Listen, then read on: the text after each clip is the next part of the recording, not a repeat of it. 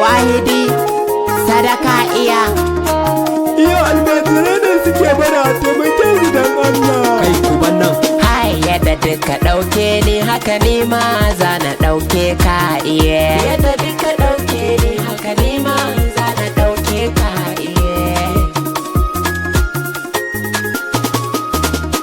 To bismillah ya Allah kai ne masani akan gaibo, kai ne kayo fato ga tigo mai ja da kai babu, a gare ka mun nema mu ba ma zuwa wajen tsibbo, rabu taimakawa almajirai mu ma mu sha harka iye.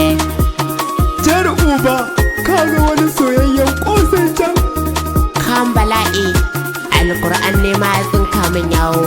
Rabbana ka bamu dan albarkaci na manzanka, annabi rasulillah mai madina mai makka, duniya da lahira dan shi aka yi ba shakka, mun fito muna neman sadakar tuwo miyar kuka iye. Kai wai tusa kai ko bakinka ne yake wari haka. Kai a garin gaba kowa ne dan na ji an yi min silent, ga yunwa tana faman cina kuma ba kaulet, dan Allah a taimaki almajiri a bani suya mit, a takaice dai kwana 10 muna ta yawagi iye. Wallahi Tigo in ka karɓo tuwon nan ba zan ci ba.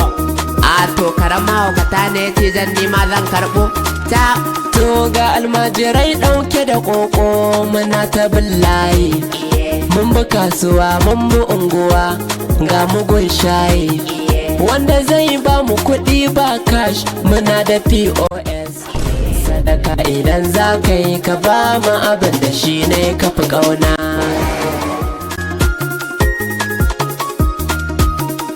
Wallahi akwai talakawa a garin nan kai. Ni ma fa haka nake gani. Alkuran mu canja heka.